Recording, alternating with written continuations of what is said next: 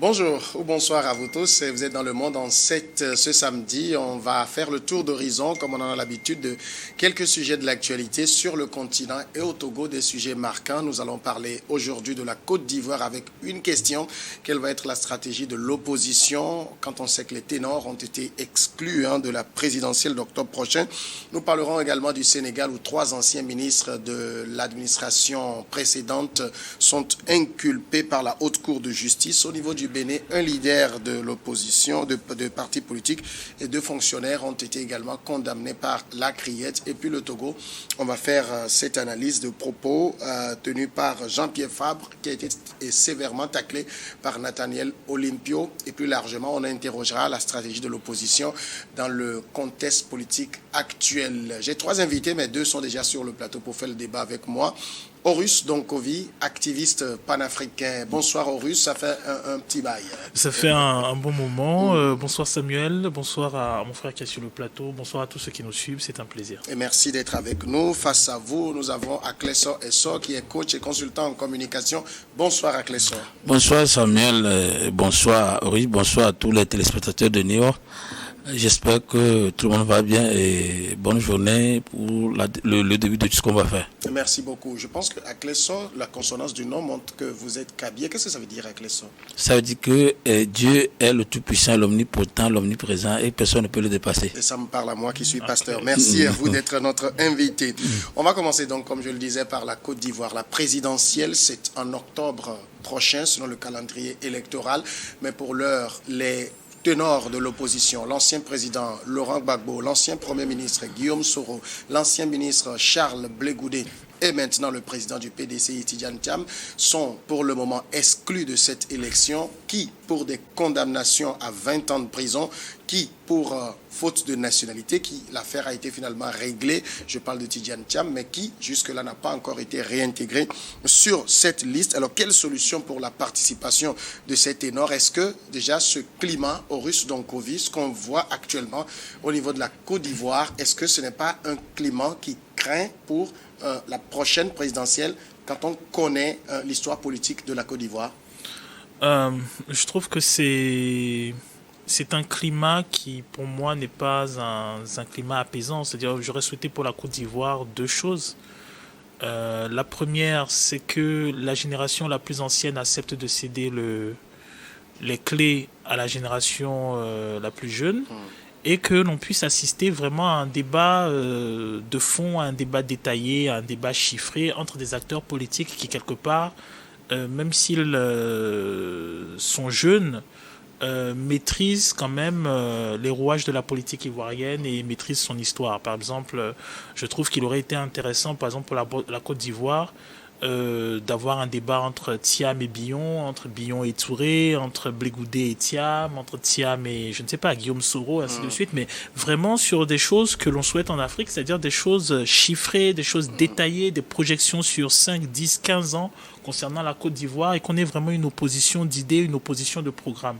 Bon, ce qui me gêne dans la politique ivoirienne actuelle, c'est qu'elle est à l'image de la politique africaine. C'est-à-dire, on est dans un jeu de stratégie où, si vous voulez, on oppose les alliances, on tripatouille les textes, on exacerbe les clivages, et très souvent, ça aboutit à de la violence. Je ne sais pas, par exemple, dans le cas de la Côte d'Ivoire, comment est-ce qu'on peut avoir une élection présidentielle sans avoir les grands partis.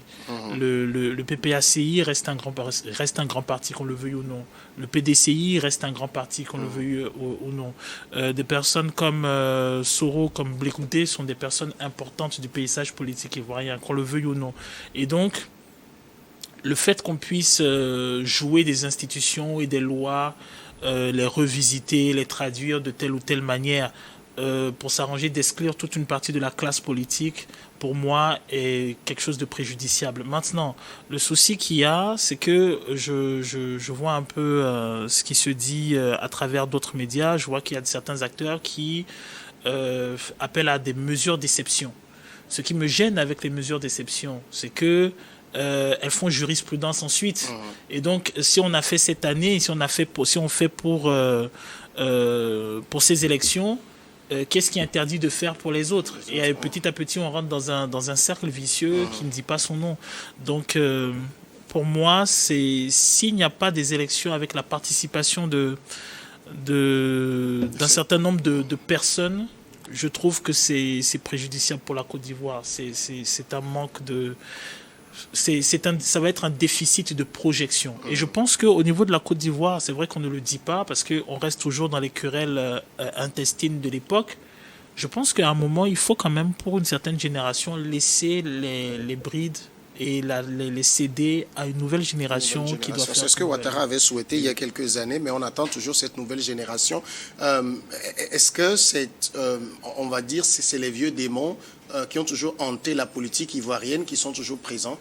Naturellement, contrairement à Ruiz, moi je pense que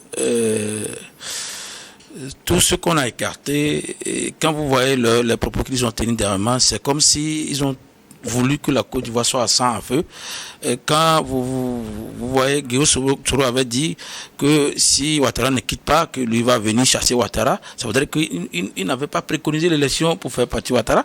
Et tout le monde dit que Gbagbo aussi a dit que quand lui vient, il va avoir des alliances avec les pays de l'AES, sachant qu'à ce moment, Ouattara est en froid avec ces pays. Il y a également Guillaume, comment on appelle, Blé Goudé, aussi, entre-temps, qui a essayé d'être l'avocat de l'AES, et il a même dit que, étant donné que l'Union européenne avait eu, étant donné qu'il y a eu Brexit, il peut avoir, comment on a dit, la sortie de l'AES et rediscuter, et que quand lui sera, il fera mieux que donc. Quand vous faites ce genre de déclaration contre votre adversaire qui est au pouvoir, c'est que vous le provoquez sur un terrain glissant. Est-ce que ça visait Ouattara?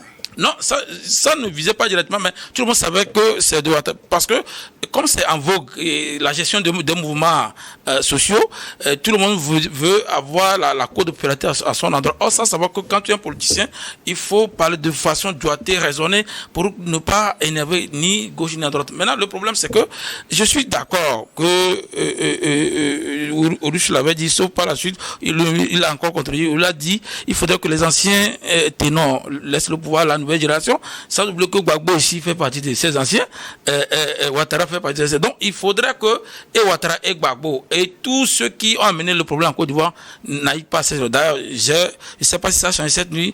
Je ne pense pas que Ouattara a encore déclaré. Il n'a pas encore dit. Donc ça voudrait dire qu'il peut ne pas y aller. Mais le problème actuellement, c'est qu'il faudrait qu'on laisse les lois des pays parler aussi. On ne peut pas chaque fois travailler dans l'intérêt où il faut favoriser l'opposition et essayer de violer les principes. Non, c'est pas ça. Si des gens ne sont pas en norme par rapport à la CENI de la Côte d'Ivoire ou à la Cour constitutionnelle, moi, quand les écarts, ça me dit, bon, d'autant plus que ce n'est pas que ce sont de grands partis qu'ils doivent forcément aller. Je pense que Simone Gbagbo est rentré a signé, a quitté son mari pour s'associer à d'autres personnes. Donc, elle aussi reste une grande personne. Mais ce qui est important, c'est que c'est l'intérêt de la Côte d'Ivoire. Est-ce que actuellement, si la Côte d'Ivoire va coller monter avec tout ça rend la sous-région? Non. Donc moi, je pense que ce que peut souhaiter que Ouattara n'aille pas aux élections pour que ça puisse justifier pourquoi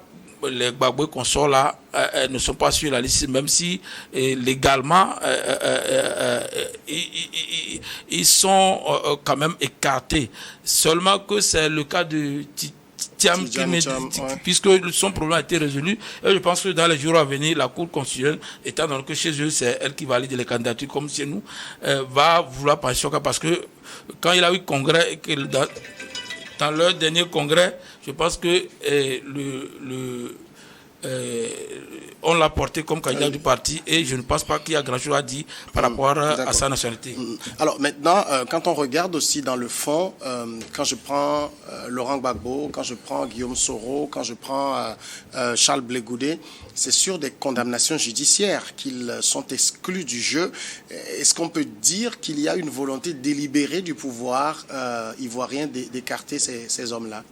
Je pense qu'il y a une volonté délibérée d'écarter. Je pense qu'au-delà de la posture administrative, judiciaire, de la posture politique, je pense qu'il y a un conflit qui est de l'ordre du personnel, à mon sens, parce que ce sont des personnes qui se connaissent bien. Blé et Soro font la fessée ensemble. Ouattara et Soro font la rébellion ensemble. Avant que Blé et Soro ne se séparent, qu'il n'y ait ce schisme et que Soro rejoigne la rébellion, ces deux jeunes-là étaient des proches de Gbagbo. Donc on rentre dans quelque chose qui est très filial, qui est très conflictuel, où on sort, à mon sens, on sort du cercle politique et on rentre dans quelque chose qui frise le personnel. Maintenant, ce qui me gêne un peu dans un certain nombre de personnalités qui appartiennent à une certaine génération, en l'occurrence M. Ouattara, M. Bédié, paix à son âme, M. Gbagbo, c'est que j'estime, et c'est anecdotique ce que je vais dire, j'estime que le père transmet à son enfant lorsqu'il estime que l'enfant est prêt. Alors, si le père estime qu'il ne peut pas transmettre à son enfant et que l'enfant n'est pas prêt, cela sous-entend que le père a commis le vice de ne pas bien former.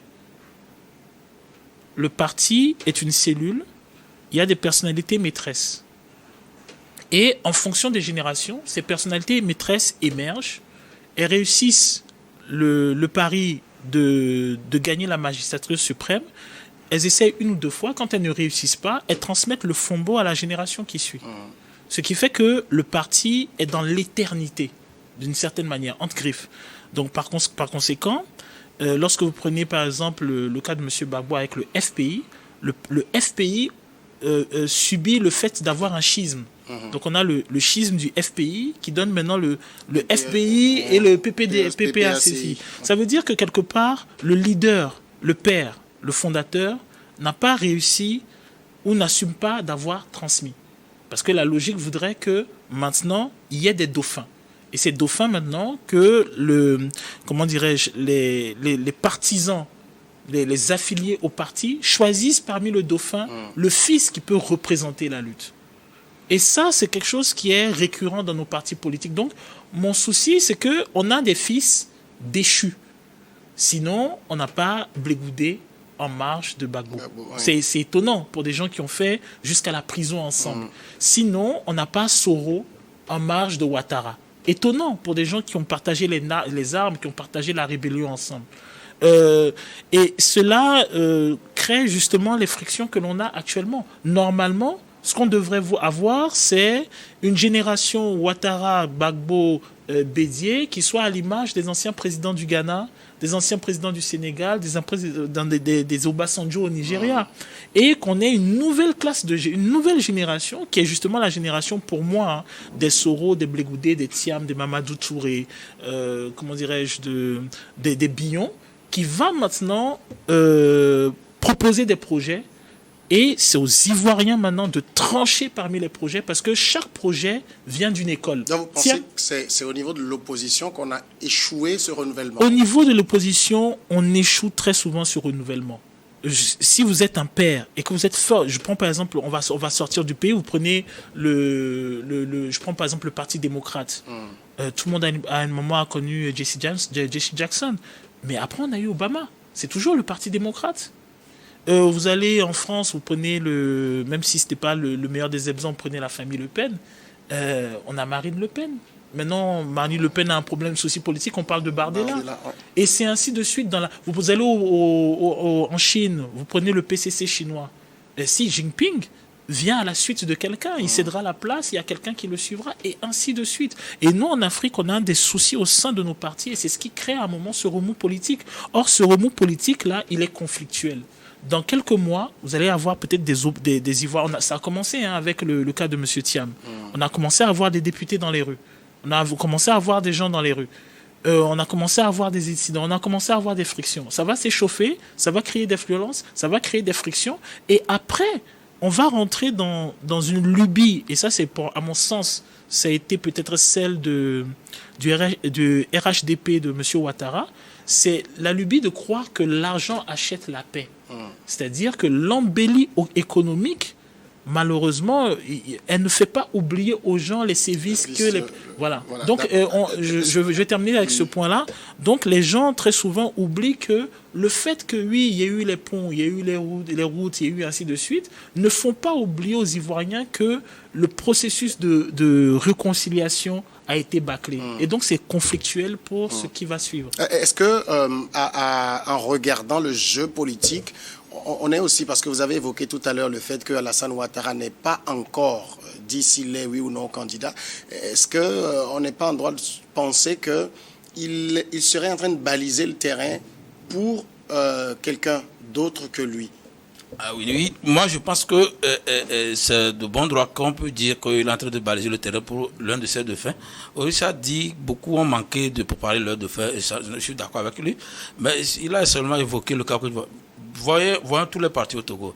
Il n'y a jamais eu de dauphin comme il le faut. Des fois même c'est le fils qui remplace le père. Alors que dans le parti c'est toute une hiérarchie. Il y a le secrétaire, tout ça. Mais tous les partis du Togo, vous voyez le cas comment dire, propice de Car Gbagbo est parti. Vous avez eu problème de situation. Donc nous en Afrique c'est qu'on n'est pas prêt. Et je pense que si le problème ivoirien dont on est en train de parler actuellement, je pense que Ouattara, 80%, je pense que Ouattara ne va pas aller, mais seulement qu'il n'a pas aussi dévoilé en réalité celui qui va le succéder. D'autres parlent de son petit frère qui est ministre de la Défense, je pense, quelque Ouattara comme ça, mais jusque-là, je pense que le fait que les autres ne soient pas ou soient empêchés d'aller profite à quelqu'un du camp de Ouattara.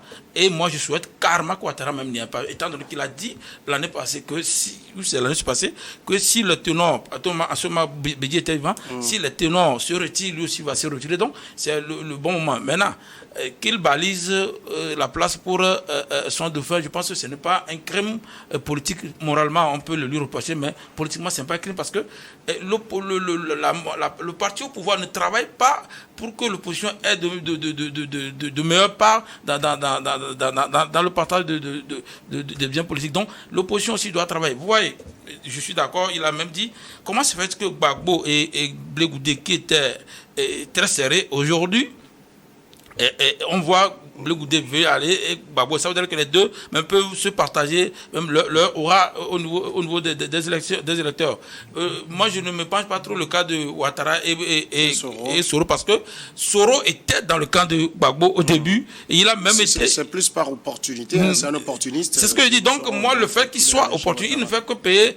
C'est pourquoi, parce qu'en politique, il faut être des fois, tu peux être, faire les coups bas, mais il faut être honnête et sérieux en politique. Tu peux, si je sais que Horus, je connais des béabas, des coups bas de Horus, je peux les dénoncer, mais je ne veux pas mentir dans le compte de Horus juste parce que j'essaie de le faire.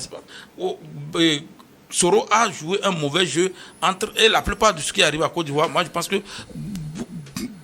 Soro doit se reprocher beaucoup de choses.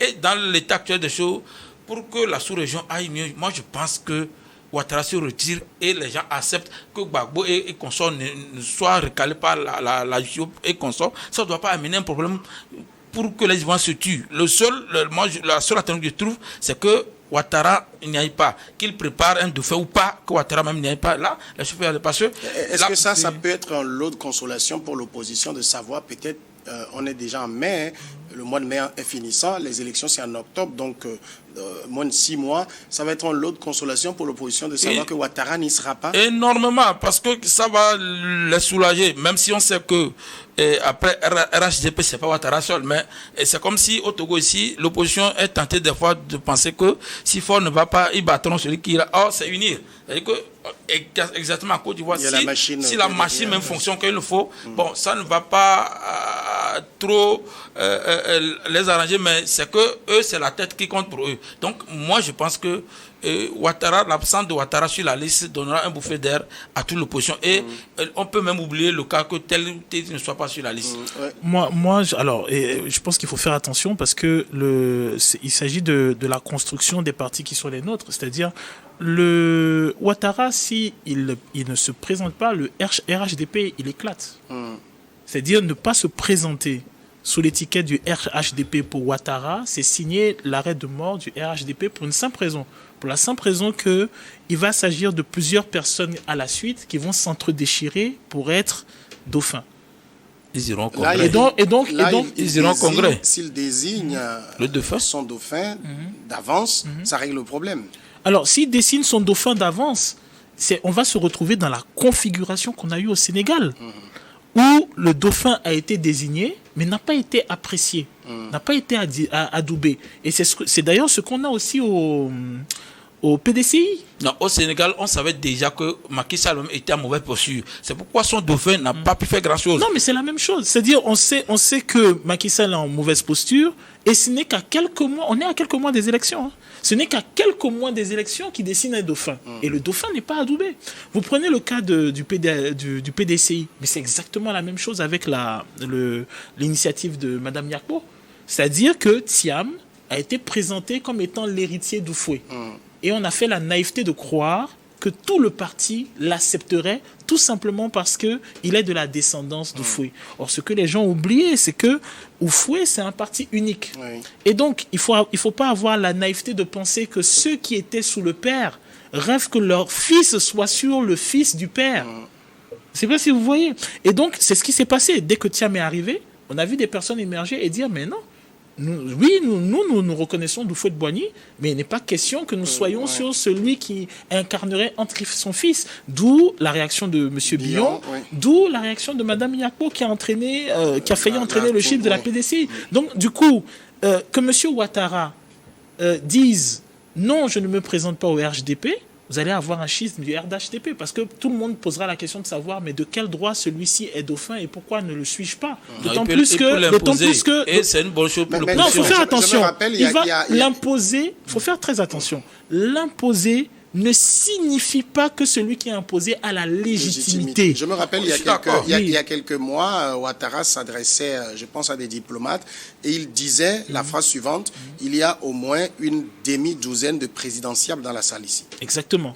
Une demi-douzaine de présidentiables, cela sous-entend que la base électorale est divisée en 12. Oui. Et donc, par exemple, le cas de la France, nous ne sommes pas sous mentalité pour dire qu'on parle chrétien de problème. Vous venez de dire, vous avez parlé du cas de Marine Le Pen et quoi là. Donc, il peut y avoir un Ouattara, un dauphin de Ouattara qui fasse l'unanimité chez tout le monde. Et il faut faire attention. Quand je donne le cas de Marine Le Pen, il faut faire très attention. Je t'explique. Marine a été introduite dans le parti de son père très jeune. Elle commence à peine à 18-19 ans. Donc, sa légitimité a été construite en sous-marin par son père. Du coup, lorsque le père laisse le pouvoir, la fille a une légitimité. Et c'est ce que la fille a fait exactement après avec Bardella.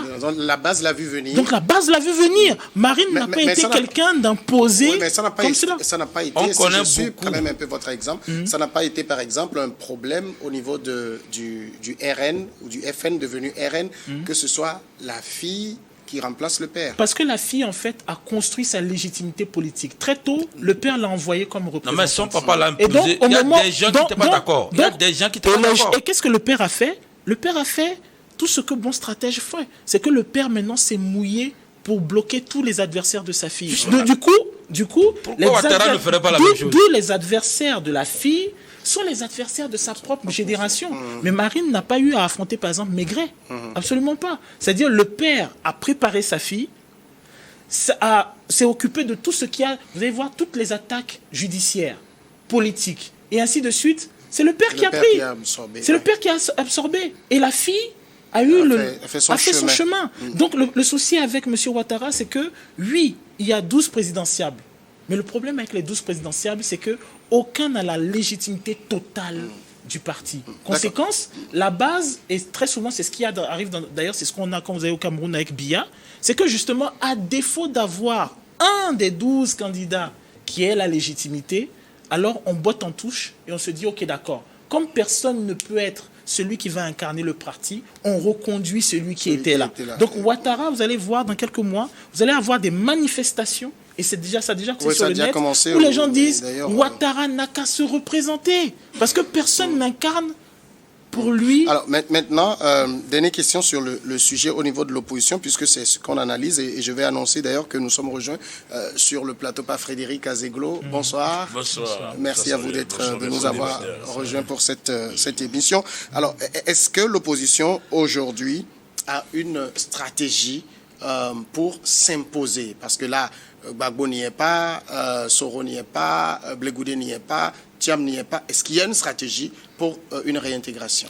Oui, il y a une stratégie. Je pense qu'on méconnaît l'opposition ou bien le rôle de l'opposition en Afrique. L'opposition, ce n'est pas forcément les ténors qu'il faut forcément envoyer. Je donne...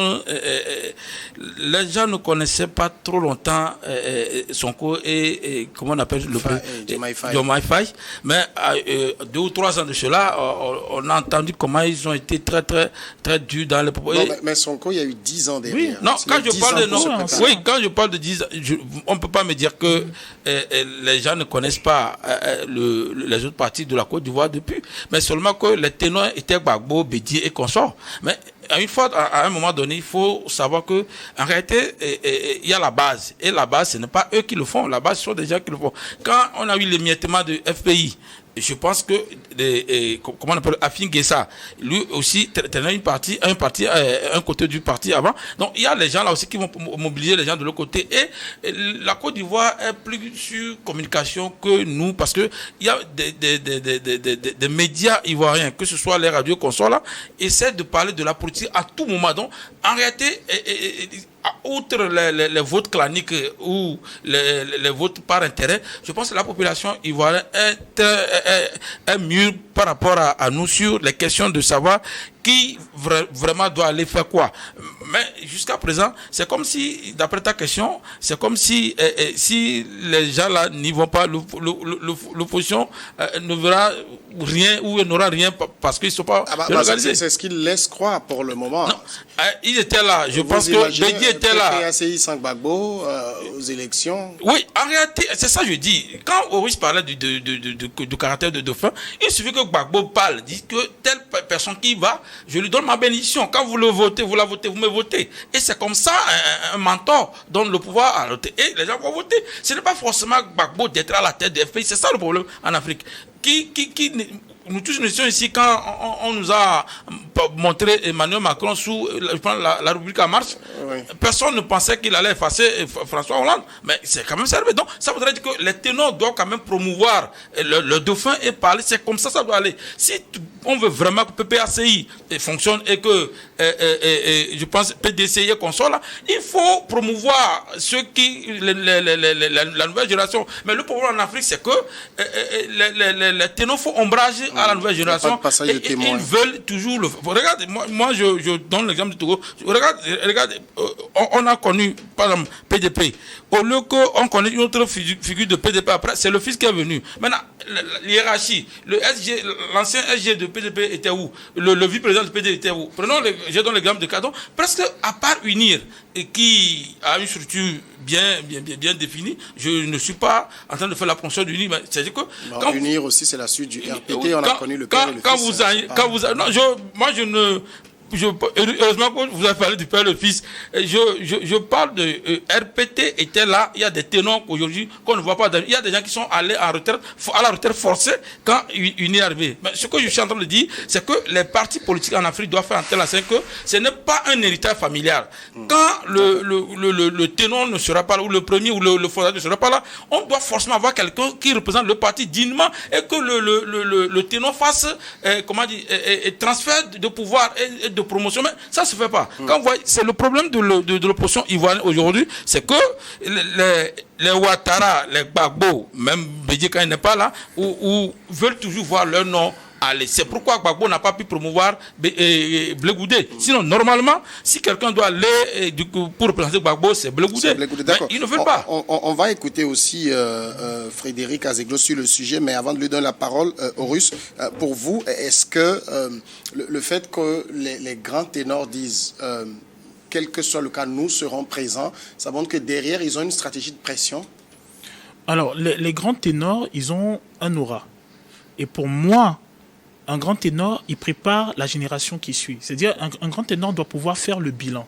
Très souvent, et d'ailleurs, je pense que c'est un peu cela notre péché en Afrique, c'est qu'on a un parti avec une idéologie maîtresse, une idéologie bien définie. Par contre, ce qui est dynamique, ce sont les stratégies. Ce qui est dynamique, ce sont les stratégies. Je donne un exemple banal, celui des États-Unis. Le Parti démocrate, à la base, c'est un parti esclavagiste. C'est celui qui affronte Lincoln pour la présidentielle, et après Lincoln remporte et ça fait la guerre de sécession. Mais actuellement, le Parti démocrate incarne, si vous voulez, plus ou moins la gauche américaine. Donc, il y a une ligne maîtresse. Et puis maintenant, oui, il y a des stratégies qui vont se développer. Et en fonction des stratégies, on choisit le meilleur poulain. Le problème au sein de nos partis, c'est que, par exemple, on a des ténors, oui, qui peuvent, comme par exemple, je donne un exemple, vous avez des élections aux États-Unis, et puis on vous dit, OK, d'accord, Barack Obama soutient.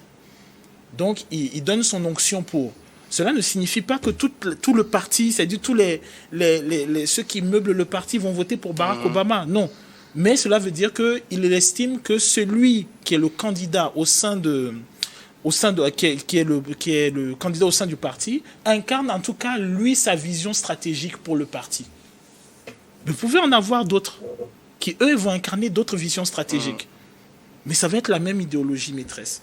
Donc le souci, c'est de penser par exemple qu'un ténor, par exemple quand il parle tout à l'heure, tu parles de Gbagbo. Tu dis il suffit que Gbagbo désigne quelqu'un. Il faut faire attention. Gbagbo, il allait désigner quelqu'un. Alors en supposant qu'il désigne quelqu'un, le parti de Gbagbo, c'est 3 schismes. Simone Gbagbo qui crée son parti, Pascal Affi-N'Guessan qui garde le FPI, et Blé Goudé qui garde... Il allait le faire même bien avant cette session. Voilà, et donc ça veut dire que au sein du FPI mère, du parti premier, parti FPI, déjà il y a des scissions pour la succession. Sinon, il n'y aurait pas eu un moment, Blé Goudé à un moment, Affi-N'Guessan à un moment, c'est une Simone question de leadership de Gbagbo. Et donc ça veut dire que même en supposant que Gbagbo maintenant donne son onction, oui, les gens vont dire ok d'accord, Gbagbo a donné son onction, je vais voter pour lui. Mais il y a certains qui ne vont pas se reconnaître dans l'onction qu'il a donnée et qui ne voteront pas pour lui. Frédéric Azeglon, on parlait donc de la Côte d'Ivoire quand on voit les principaux leaders de l'opposition qui sont hors du jeu pour le moment. En tout cas, au moment où nous sommes en train de parler, aucun d'eux ne figure sur le fichier électoral. Est-ce que vous pensez qu'ils peuvent avoir suffisamment de moyens de pression sur le pouvoir de Ouattara pour être réintégrés pour l'élection présidentielle de octobre 2025? Merci, bonsoir. Et il y a eu beaucoup de pression. Il y a 5 ans sur Ouattara, ça n'a rien donné. Et donc, attendre une quelconque pression pour que M. Ouattara recule, moi je ne regarde pas là. Ce que je vois, c'est que à chaque élection, c'est candidat. Je remonte un peu derrière au Bénin, quand personne n'a vu Yahi Boni venir. 2016. Personne. 2006. Personne. Il y avait les Adrien Gbedi, tout cela. Il y avait tout un nombre important d'opposants qui attendaient monter au pouvoir. Quand patatras, une force venait de quelque part. Alors, je suis en train de voir qu'il peut y avoir quelque chose comme ça en Côte d'Ivoire. Parce que beaucoup de personnes sont intéressées par la politique, mais sont cachées par l'ombrage de ce que nous appelons des ténors. Je ne sais pas si je suis autorisé à le dire. Aujourd'hui au Togo, là nous sommes en plein préparatif d'élections locales, quand beaucoup de jeunes, beaucoup de personnes veulent être candidats, mais ils attendent être promus par le parti, par le patron, et qui ne le feront peut-être pas. Et donc, il y a beaucoup d'intellectuels, beaucoup d'intelligents, beaucoup de talentueux dans l'ombre, qui pourront faire mieux que Ouattara, qui pourront faire mieux que Laurent Gbagbo, qui pourront faire mieux que Bédié, qui pourront faire mieux que même Tidjane Tian, dont on proclame le nom. Mais par où passeront-ils pour arriver? Je suis sincère, en tout cas, c'est mon point de vue, lorsque quelqu'un arrivera à se positionner devant et dire je vais faire face à Ouattara, lui peut faire plein de voix. Si un citoyen ivoirien dépose sa candidature et commence à parler, puisque la politique c'est la communication. La politique c'est la communication. Alors, s'il sait communiquer, il dira pourquoi il veut arriver au pouvoir. plus, les déboires, s'il faut le dire comme ça, de Ouattara, ça peut propulser quelqu'un d'autre au devant de la scène. Une personne sur qui personne ne comptait, une personne que personne ne connaissait.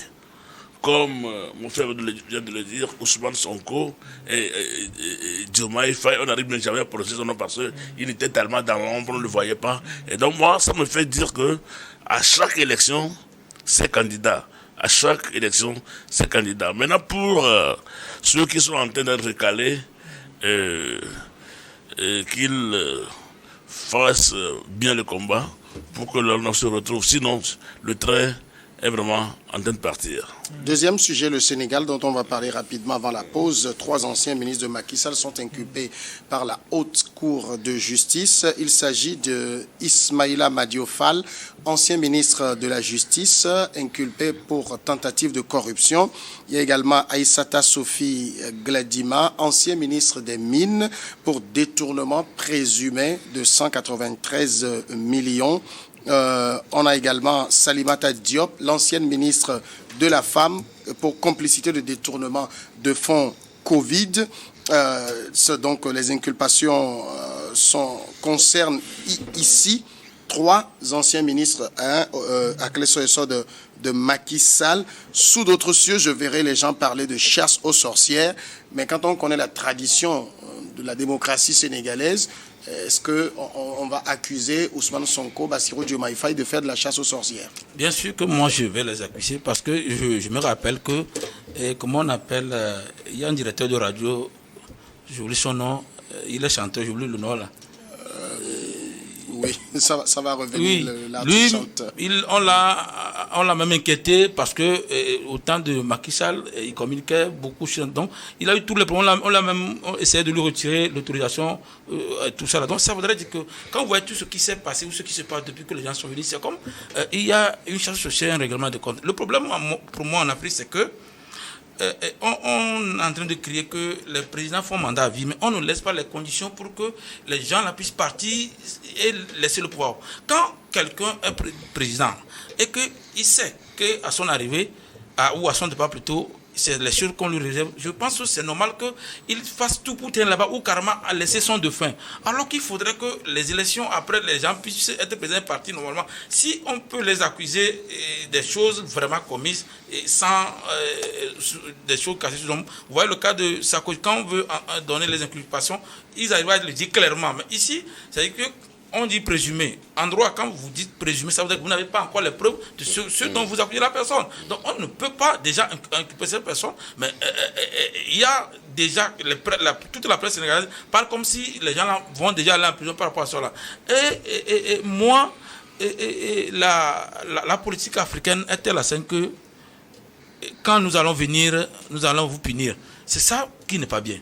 J'ai toujours dit dans la politique togolaise qu'on n'a pas encore trouvé quelqu'un pour communiquer avec que fort parte. C'est-à-dire qu'il faut garantir l'après lui quoi. Pour lui dire que voilà, à un moment donné on fait une année zéro ou à partir de maintenant, mais quand ces gens de choses, vous allez voir, puisque moi ça c'est le peuple sénégalais, on a eu même cas avec Abdoulaye Wade, on a eu même cas, donc ça se répète, c'est toujours, et ce n'est pas l'évolution de la démocratie ça. Quand il faut arriver que même les gens de l'ancien gouvernement, qu'on puisse en avoir besoin d'eux dans le nouveau gouvernement pour évoluer. Mais on fait comme si ceux qui ont dirigé, ce sont des anathèmes dont il faut les écarter. Donc moi jusqu'à présent, et ça je suis mal à l'aise, comment les choses vont. Et ça m'étonne que je vois beaucoup de communicants et des journalistes vous dire que la démocratie sénégalaise, il y a en 2018, je pense, il y a un rapport qui mettait même le Togo devant parce que, outre ce qu'on dit ici au Togo, il y a des choses sur le Togo ne peut pas faire autre chose que de respecter la loi. Mais vous allez voir, l'élection est passée. Est-ce que le Sénégal ne peut pas lancer d'autres projets pour la cohésion sociale et conscience, parce qu'il y a le camp Macky Sall, il y a le camp Ouad, il y a tout ça là qui sont ficelés. On ne leur même donne pas accès à certaines institutions. Ce n'est pas bien. Donc moi déjà, l'inculpation là, je pense qu'il y a de vices de procédure dans ça. D'accord, je rappelle donc les affaires pour l'ancien ministre de la Justice, j'ai pas de tentative de corruption. Ce sont ses propres anciens collaborateurs qui disent qu'il a reçu une avance de 50 millions de francs CFA sur un total de 250 millions contre la promesse d'octroyer un marché financiers pour la construction d'un centre de surveillance des bracelets électroniques. L'ancienne ministre des Mines, Aïssata Sophie, elle est mise en cause pour le détournement de 193 millions de francs CFA, une somme qui devrait servir à construire un centre pour les orpailleurs touchés par le Covid-19. Le centre n'a jamais vu le jour. L'ancienne ministre de la Femme a été inculpée pour complicité de détournement de fonds destinés à financer la riposte anti-Covid. Ce sont quand même des faits. Alors, ce sont des faits graves. Et puis après, comment dirais-je, je pense qu'il y a un paradigme africain qui est très défendu, qu'il faut briser. Parce que si je prends le cas de l'Asie, on ne le fait pas. En Asie, tu fais une corruption, le président même, on l'inculpe. Il n'y a rien d'extraordinaire. C'est quelqu'un... On l'a vu en Corée du Sud encore récemment. Voilà, c'est quelqu'un qui a des capacités. C'est pas un surhomme. C'est quelqu'un qui a des capacités dont la population... En Asie, ce sont des institutions. Laissez aux Russes. Mais justement, c'est pour ça qu'on parle de république. Sinon, on ne parle pas de république, on dit royaume, mais tout est clair. C'est-à-dire, je pense que le problème en Afrique aussi, c'est le choix des mots et l'hypocrisie dans le sens que l'on met aux mots. Si c'est un royaume, on dit clairement aux gens que c'est un royaume. Vous allez à le Swatini. Le Swatini, c'est un royaume. Le monsieur, il se lève. Il y a une centaine de filles qui défilent plus ou moins nues. Bon, il en choisit 4. Il dit c'est ces femmes. Personne ne parle. Tout le monde est clair. Tout le monde sait que c'est un royaume.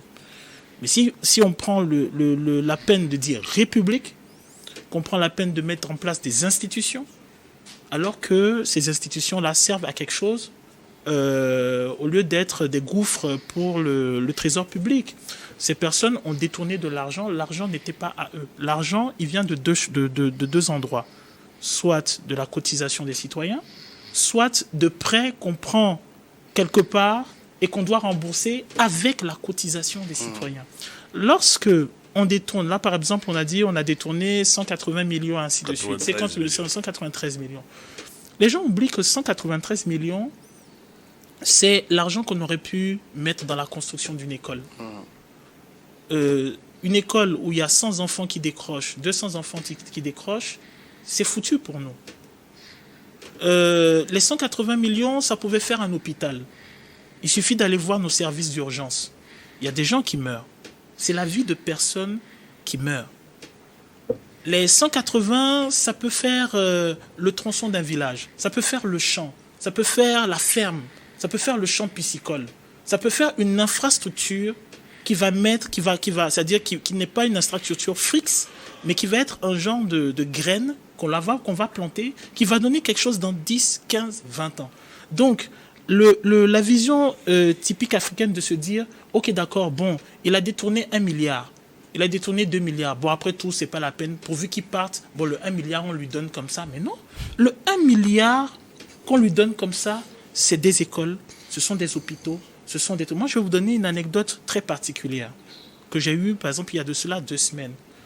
J'ai rencontré une demoiselle qui a fait un bac F4. Elle a quel âge? Elle a quoi? 19, 20 ans. Elle a fait un bac F4. Elle a décroché. Elle dit non, je ne fais plus l'école. Je dis pourquoi? Elle dit non, mais tu sais, les parents sont en difficulté, je vais chercher l'argent. Un bac F4, c'est ingénieur. J'ai vu un petit, il a quel âge? 19 ans. Il est en licence. Le petit me dit non, bon, comme il n'y a pas d'argent, je vais aller chercher l'argent, j'ai laissé les cours. Je dis comment tu laisses les cours? 19 ans en licence. Il a 19 ans en licence. Il dit il décroche. Pourquoi? Parce que l'université n'est plus attractive. Donc quelqu'un qui va voler 180, alors qu'on doit remettre ça, on doit construire les écoles, on doit payer les professeurs. Il n'y a pas d'infrastructure de base. Mais non, nous, on ne peut pas se permettre cela. Et ce qui est amusant, c'est que les pays que l'on prend en symbole, parce que j'ai vu beaucoup de gouvernements dire « Ah oui, la Chine, ah oui, la Chine, je vais faire la Chine. » La Chine, tu détournes, on t'enferme. Oui, c'est carrément la peine. On va écouter Frédéric Razeglo parce qu'il nous reste 2 minutes pour que je rende l'antenne. On reviendra sur ce sujet dans la deuxième partie. Vous pensez que c'est un passage obligé aujourd'hui pour le nouveau pouvoir sénégalais? Non. Parce que une chose est de dire qu'on a détourné. L'autre chose est de voir si réellement on a détourné. Ou c'est à quelqu'un qu'on veut rendre un compte. C'est ça l'Afrique, ça le pouvoir d'Afrique. Où on veut rendre un compte à quelqu'un, on ne peut pas voir quelqu'un libre puisqu'il a contribué à nous mettre en prison lorsque nous étions dans l'opposition. Si c'est ça, maintenant, quelqu'un qui détourne de l'argent public, doit rendre des comptes. Mais est-ce que ce ne sont pas des règlements de compte? C'est toute ma question, ça. C'est la question. C'est une supposition. Si vraiment il y a de l'argent détourné, le détourneur doit rendre des comptes. Maintenant, si c'est quelqu'un qui veut rendre un compte, comment le saura-t-on? Et donc, Diomaye Faye et Sonko doivent contrôler beaucoup leur gouvernance. Sinon, ils risquent aussi de prendre la clé des champs lorsqu'ils finiraient les 5 ans ou les 10 ans. D'accord. Permettez qu'on rende l'antenne. On va revenir juste après avoir suivi le journal pour continuer à parler encore un peu du Sénégal.